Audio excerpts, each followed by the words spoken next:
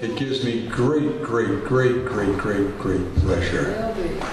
As Roberta Gould said an hour ago, it is really true. This is the guy who has done more for poetry in this region than anyone. Period. We've been friends for, God, at least 8 years now. As a matter of fact, I met Robert because of Mona. Mona introduced us.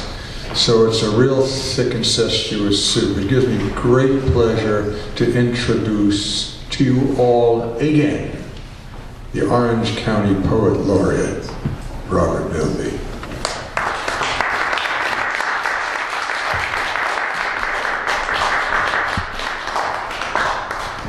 Thank you, Hayden.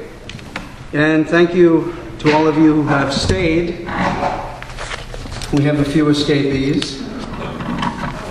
Just to reiterate, the flyers that you see on the glass counter, take some of those, hand them out. Just a few birthdays, and I'm not going to read that long, but I wanted to go back a few days. On the 1st of March, get this, Howard Nemerov, born in 1920, American poet. American poet Richard Wilbur, 1921. British poet Basil Bunting, 1900. Robert Lowell, another important American poet, 1917. Former poet laureate Robert Haas, 1941. Friedrich Chopin, 1810. British poet Margaret Pollard, 1903. Thomas Campion's death in England in 1620. Italian poet Dino Campagna's death in Italy, 1932. Mr. Miller himself, Glenn Miller, 1904, he was born on the 1st. Tristan Corbière died in 1875, quite young. He was a French poet. Ralph Ellison, Invisible Man, 1914, his birth. That's all on March 1st. Talk about the sign of the poet, Pisces. All right, on the 2nd of March, happy birthday, Hayden Wayne. Happy birthday. Also, Kurt Weill, 1900.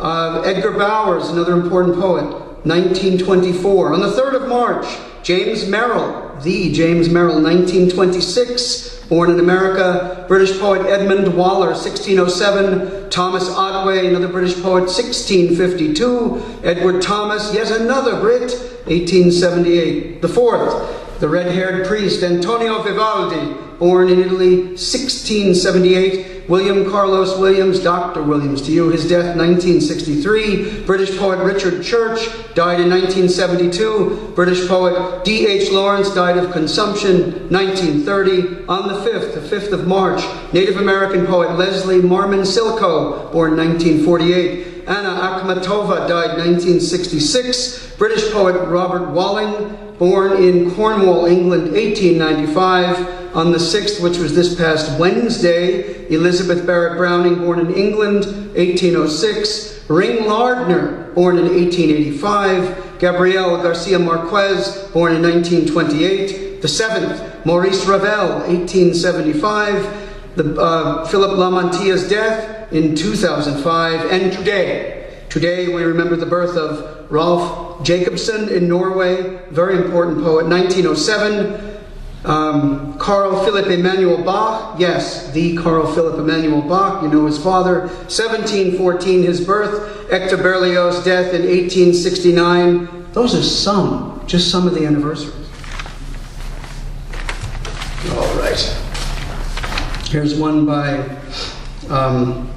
Rolf Jacobson. I don't remember the translator. Guardian Angel. I am the bird that knocks at your window in the morning, and your companion, whom you cannot know, the blossoms that light up for the blind. I am the glacier's crest above the forests, the dazzling one, and the brass voices from cathedral towers, the thought that suddenly comes over you at midday and fills you with a singular happiness. I am one you have loved long ago. I walk alongside you by day and look intently at you and put my mouth on your heart, but you don't know it. I am your third arm and your second shadow, the white one whom you don't have the heart for and who cannot ever forget you. Ralph Jacobson.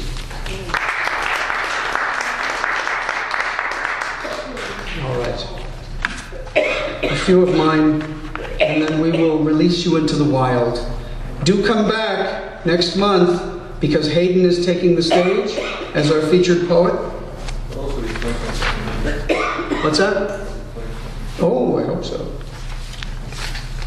There is no force more potent in the modern world than stupidity fueled by greed.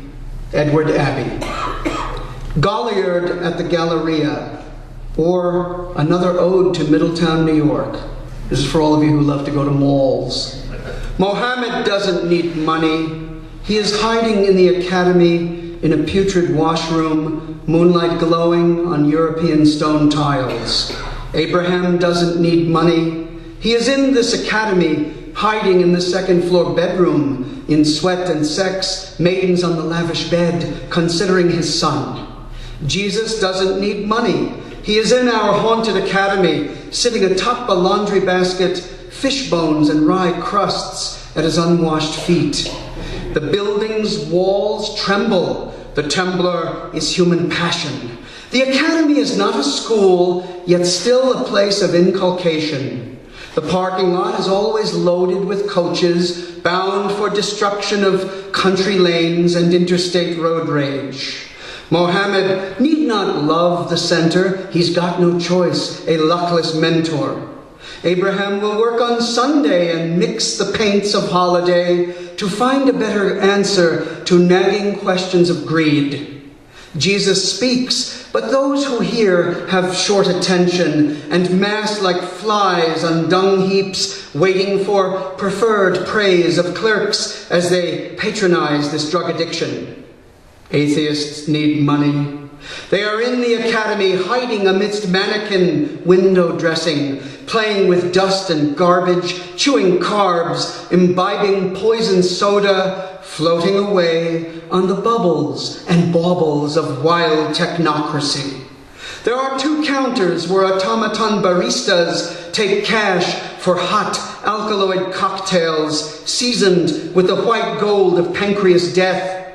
There is a bookstore, in essence a library, a paper mausoleum for mass-produced indictment.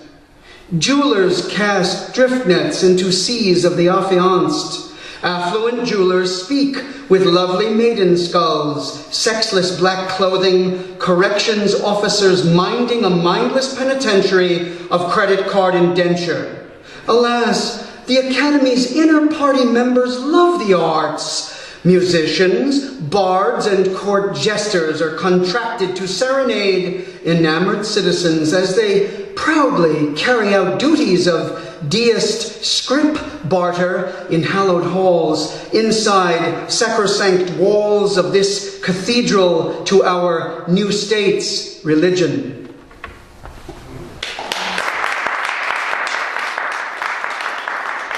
All right, the last one. Tomorrow is the anniversary of the birth of Bobby Sands. They will not criminalize us, rob us of our true identity, steal our individualism, depoliticize us, churn us out as systemized, institutionalized, decent, law-abiding robots. We refuse to lie here in dishonor. We are not criminals, but Irishmen. This is the crime of which we stand accused. Never will they label our liberation struggle as criminal. Our revenge will be the laughter of our children. Bobby Sands. 66 days for Bobby Sands. Robert, our Catholic school teacher mentioned you to curious students in 1981. But at 11 years old, I was too young to understand your great sacrifice. My mother's ancestors were from the north and the south, Catholics like yourself, and peasants from day one. You and the lads were not convicted criminals. You were political prisoners. Once you had a life, Was it all in vain, those long, hungry days of March, your body winnowed in starvation's harvest, your vibrant pen and swarming ideas, brave son of Erin? Before long Kesh, her majesty's prison maze, there were the troubles. Before the troubles, 38 years before your birth, there was April 24th. There was always occupation, long before Black 47. If you could have held on, you could have been one of the 38 in the fall of 1983 to break and sneak along the 9 miles to Belfast. Would it be in vain if you could see the cameras atop buildings in the neighborhoods of your brother's oppressors? Comical sham of safety from terrorists when the real terrorists still stalk Downing Street, Parliament, banks, corporations, and Buckingham Palace. By the time May Day arrived, you were nearly gone, dissolved by time and irony. Once you had a life. Did you understand the position of the banks, the purpose of the banks, the dominance of the banks, and that military occupation, no matter how long, how onerous and deadly, in the end, is never about religion, but the maintenance of class structure fed by capital, and that the wealthy will do everything legal and inhumane to retain such control? Long before Black 47, there was the husbandry of the poor. The tentacles of the banks and corporations reach far beyond the papists and Orangemen. Now, there are better drugs and superior technology at their disposal. And the people, Brother Sands, do not need to blow up buildings or starve themselves in protest of inhumane treatment of their fellow countrymen.